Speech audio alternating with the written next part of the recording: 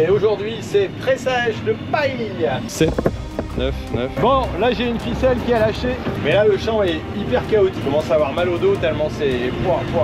Donc les andins sont petits et très resserrés. Ça fait que moi j'ai beau rouler à 12 km/h et me péter le dos, voilà, 4 à 6 cm, alors que normalement je devrais arriver au double. Sauf que pour arriver au double, il faudrait que j'aille à 24 km/h.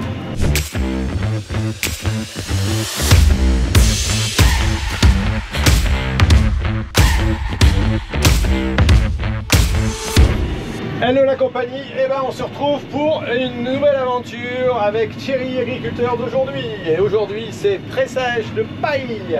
Bon, je vous ai quitté sur la dernière vidéo, si vous n'avez pas vu, n'hésitez pas à aller la voir. Je rentrais de la paille parce que il risquait de pleuvoir, mais pour finir il n'y a pas plu beaucoup. Et après-midi ça cuit un peu, donc je suis en train de ramasser de la paille. Alors là c'est pas pour moi, je fais un peu l'entreprise avec la presse. Et là c'est pour des collègues. Donc voilà, on va sonder un peu l'humidité. Là pour l'instant ça avait l'air d'aller, pas de souci. On est certes tout juste, mais tout juste quand ça passe c'est bon. C'est pas comme si j'avais 3 sondes sur mon truc pour pouvoir être sûr de mon coup. Je fais toujours très attention parce que quand tu as des mauvais ballots c'est pas terrible. Le petit écran d'ordinateur qui va bien, les petites caméras et puis la petite sonde qui va bien, on va regarder tout ça. Allez. Alors, tenir la sonde et la caméra, pas toujours évident, mais on va y arriver. Hop, là il marque l'eau. 8,5, 9, 12, 20. On est limite. Bon, j'ai attaqué une fourrière. Alors, là on est à 10, 11, 9, 10, 7, 9, 9. Voilà, ça c'est pas mal. Et en termes de serrage, hop, ouais, il n'y a pas photo, on est bien. Bon, et ça paraît bien sec aussi, hein, il n'y a pas de souci. Les ficelles vont bien aussi. Des nouvelles ficelles que je viens d'avoir, je vous en parlerai dans une prochaine vidéo, certainement. Voilà, pas trop gros andins, ça va se faire assez bien. Et ici il y a une dizaine d'hectares et après je dois repartir pour aller faire un petit peu, puis peut-être faire un petit peu, à moins que je pose avant, étant donné que théoriquement j'ai quelqu'un que je dois voir ce soir. Voilà, mais c'est parti pour un tour. Hop. Alors, mise en route de la prise de force. J'ai branché mon petit téléphone. Vitesse, accélération. Ici pour être à 1000 tours minute. Si j'enlève pas le frein à main, ça va pas le faire. Voilà, et arrivé en bout de champ, on va le haie.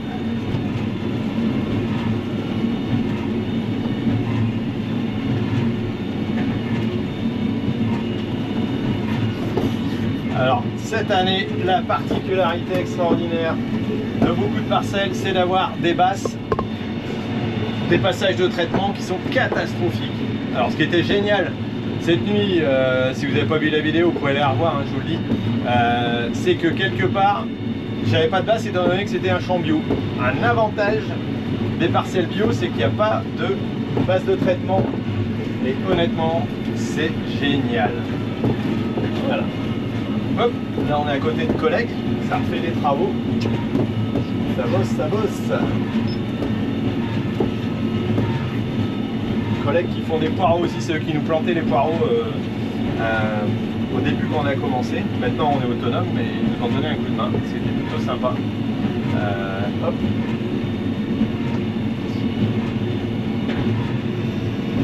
On relève la coupe. C'est parti. Alors ici j'ai plus de place pour mettre ça tient. Hop. Allez, alors là je fais les petits tours comme ça, le temps que ça sèche un petit peu, je m'occupe de faire les bricoles si ça reste un peu humide comme on l'a vu s'il y a du 20. Mais 20 ça passe bien, hein, c'est pas gênant. Sinon à la limite on serre un peu moins en balle rectangulaire et ça peut passer, mais c'est pas le but du jeu non plus. Voilà, là clairement.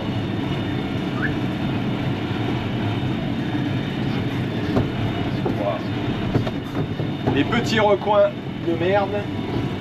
sur lequel ça a roulé, ça a tassé, c'est pas terrible. Alors.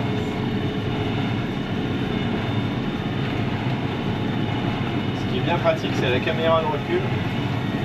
Parce que quand tu passes juste à côté d'un ballot, au moins ça le marque.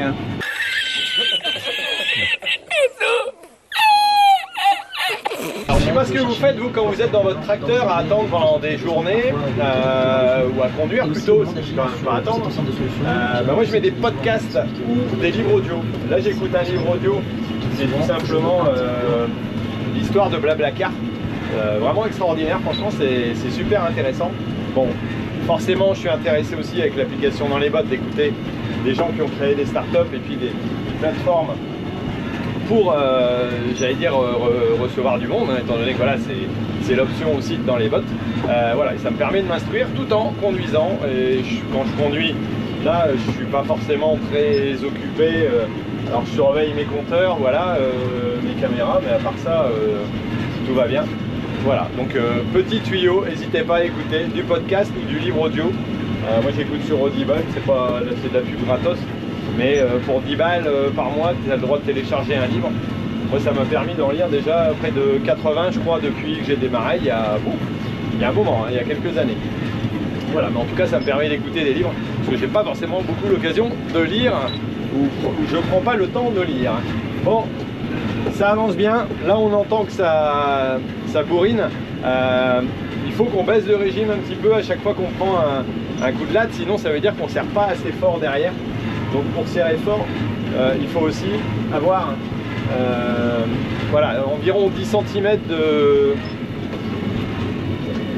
d'avancement, c'est-à-dire qu'à chaque coup de piston, j'ai 10 cm d'avancement du ballot.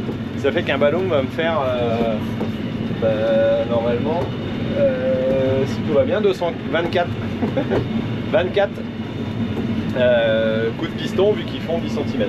Voilà un petit peu. Bon, je vais même oublier de relever en tournant, mais là ça va, c'est pas chaotique. Donc voilà, un petit peu l'avancement des choses. 17 h, tranquille, il fait une chaleur à crever dehors. C'est lourd, hein, c'est lourd. Alors je sais pas si ça va craquer ou pas, mais franchement, c'est pas terrible. En tout cas, ça va être fait et le collègue va arriver pour les ramasser normalement assez vite. Au moins, ça sera un peu d'avancée dans cette année encore compliquée. Bon, là j'ai une ficelle qui a lâché. Peut-être un nœud, ça bipait à l'intérieur. On va attendre que la machine s'arrête, que la prise de force s'arrête. On va pas aller se risquer à quoi que ce soit et aller voir ce que c'est. Voilà, de l'autre côté c'est bon, je vérifie tout. C'est peut-être simplement un mauvais nœud, ça arrive. Hop, on va ouvrir ça.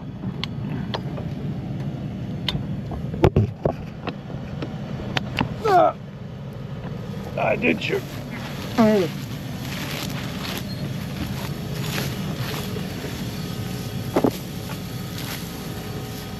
il y a la paillette qui vient se foutre là entre deux.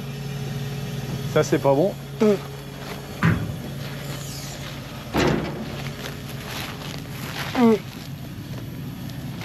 Bon, bah on est fait. Jonction pas bonne, tout simplement.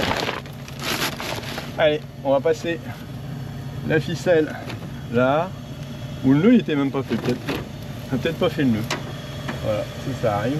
Ah, voilà, les ficelles, il faut les passer au bon endroit. Sinon, c'est pas terrible en termes de fonctionnement. C'est un circuit bien précis.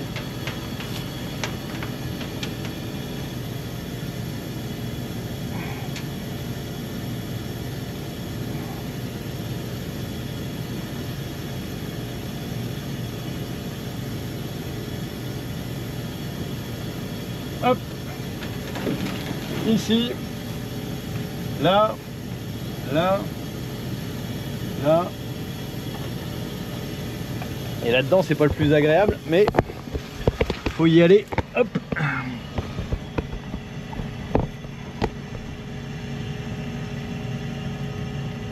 Alors, passer dans le dernier relier.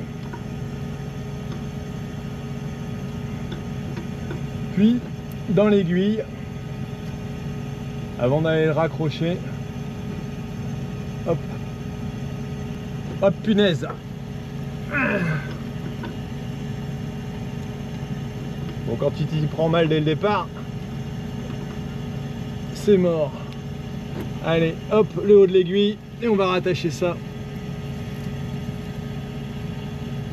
à la corde. Bon, normalement c'est pas aux cordes, mais là pour le coup il y a un peu de bordel. Il va falloir qu'on défasse ça. Depuis le début de saison on en a mis un peu. Voilà, là c'est rattaché. Voilà, la sécurité en bas elle est mise, et après il va falloir, une fois que le premier nœud est fait, aller vérifier que ça passe bien dans la machine. Beaucoup de paillettes cette année.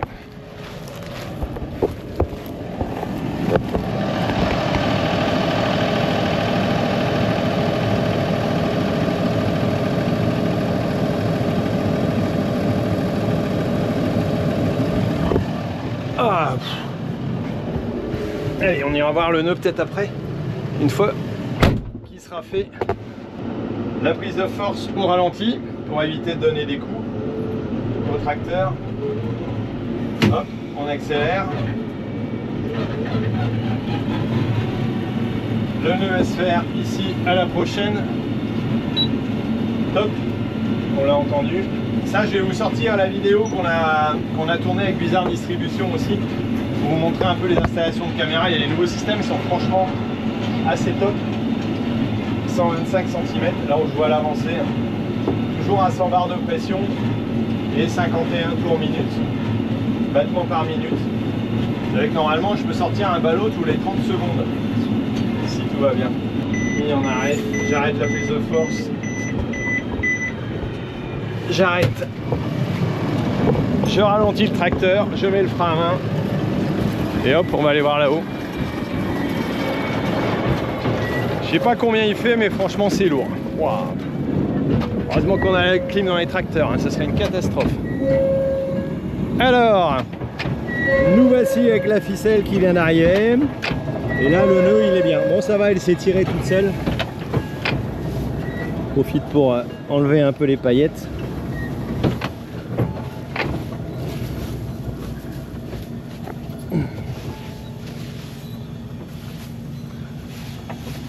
Voilà, alors là il y a une soufflerie derrière qui permet au noueur d'être nettoyé régulièrement, mais plus sur l'arrière ça le fait pas.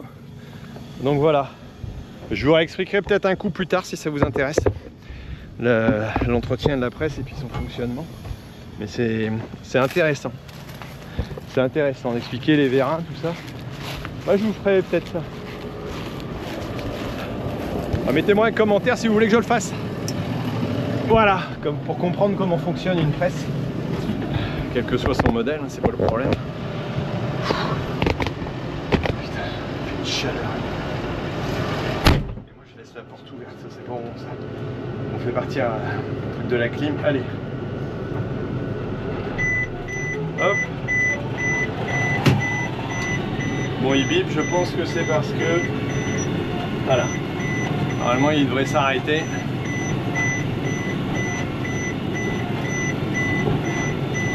Au bout d'un moment, ça devrait le faire.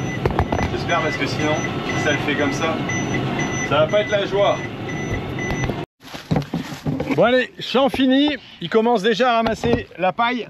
Et moi je vais regarder un coup là mes réglages de... Ah purée.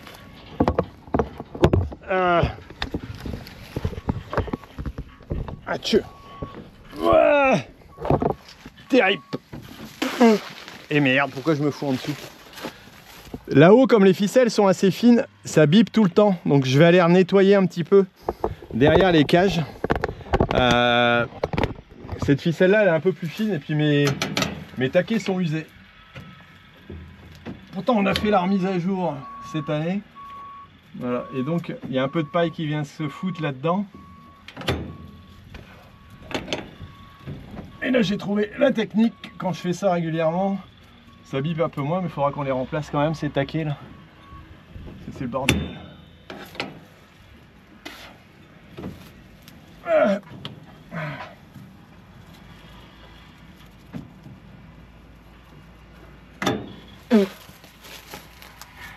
Ah ouais, si je vous enferme dedans, ça sert à rien. Allez, même opération de l'autre côté. Bon allez, relevé du compteur. Il n'y a plus qu'à noter ça.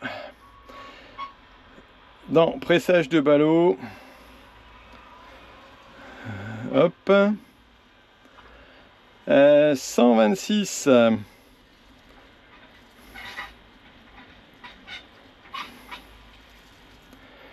Violaine. Ok. Voilà, ça c'est noté. Et hop, on peut repartir.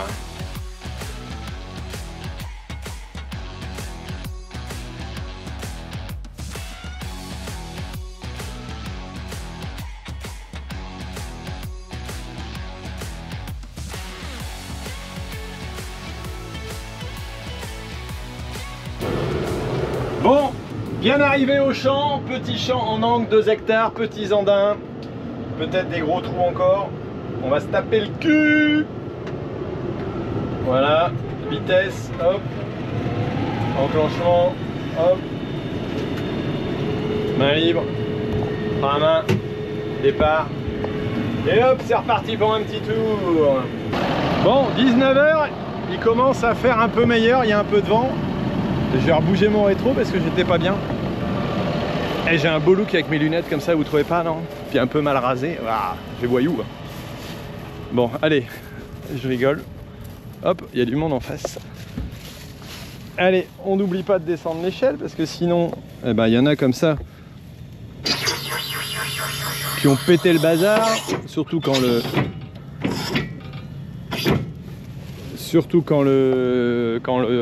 capteur est cassé. Hein. On a un capteur qui est cassé qui indique si la porte est fermée. Ça veut dire que si on met en route, on va entendre un bip.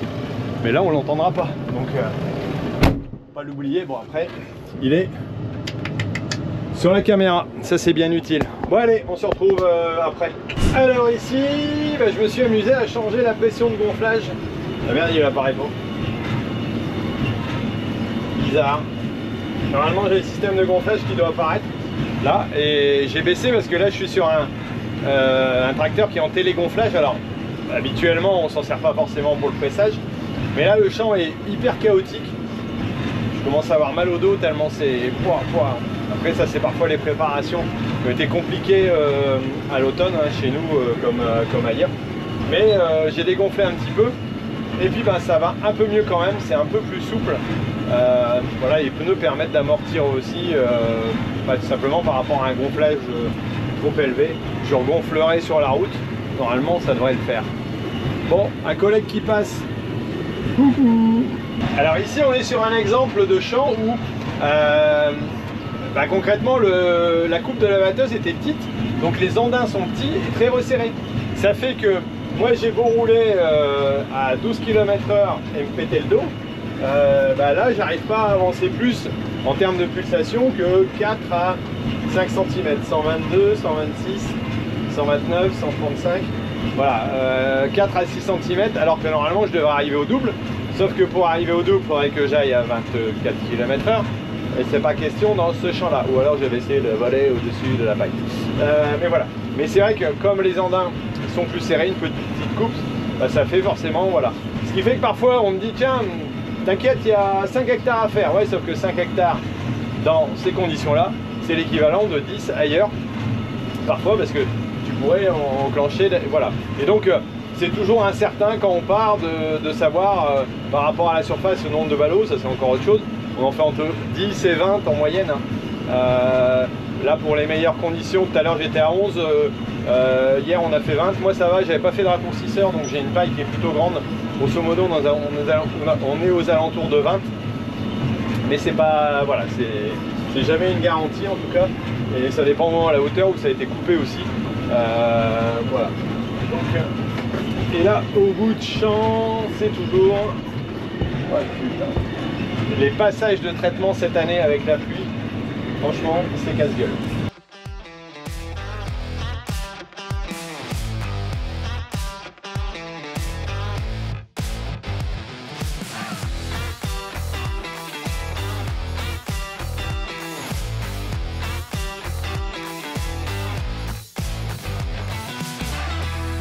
Allez, Fin des hostilités ici. Vous voyez les dents là, comment ça rentre et ça sort pour pouvoir éjecter le ballot. Ça c'est très pratique. Voilà. Et hop. Et c'est le même, la même manette pour arriver là. Et là, faut pas que j'oublie de resserrer mon ballot parce que sinon, quand je vais redémarrer, ça va être une paillasse. Bon, allez, c'est parti, rentrez. On verra bien ce qu'on fait demain. Allez, salut.